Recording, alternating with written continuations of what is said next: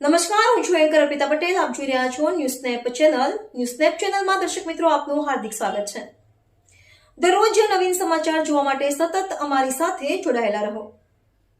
મારું નામ મહેન્દ્રસિંહ ગુલાબસિંહ ડાભી, રહે બોરિયાવી, તાલુકો શહેરા, જિલ્લો પંચમહાલ.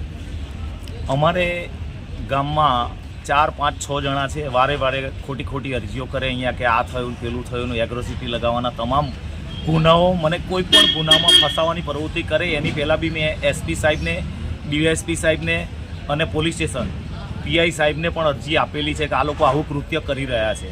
છતાંય પણ અત્યારે એ લોકોની પ્રવૃત્તિઓ ચાલે છે. આજે એ લોકોએ કરોડો રૂપિયાનો ભ્રષ્ટાચાર કરીને બેઠા છે. મેં માહિતી અધિકારમાં ટીડીઓ જોડે માગ્યું છે, છતાંય ટીડીઓ પણ આપવા માટે તૈયાર નથી.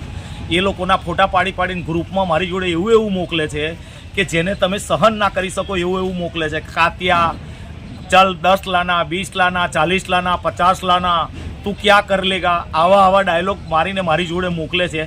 છતાંય આજે સવારે અમે અમારા પોલીસ સ્ટેશનના કામ માટે આવતા હતા. અહીંયા 10 થી 15 માણસો મારી જોડે છે મારા ગામના, અને મેં રણવીરભાઈને બૂમ મારીને કીધું હતું એમએલએ ઓફિસ કે ભાઈ તમે અમારા ફોન ઉપાડો.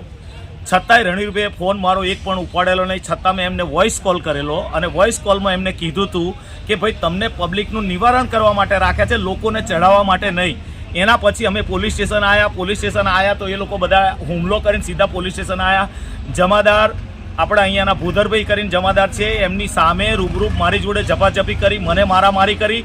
છતાંય મને મારા માણસોએ કીધું કે ભાઈ તમે તમારે આ એરિયા છોડીને તમે જરા થોડા દૂર જતા રહો. કંઈ વાંધો નહીં, આ લોકોનું કામ પતી જવા દો, પછી હું આવીશ.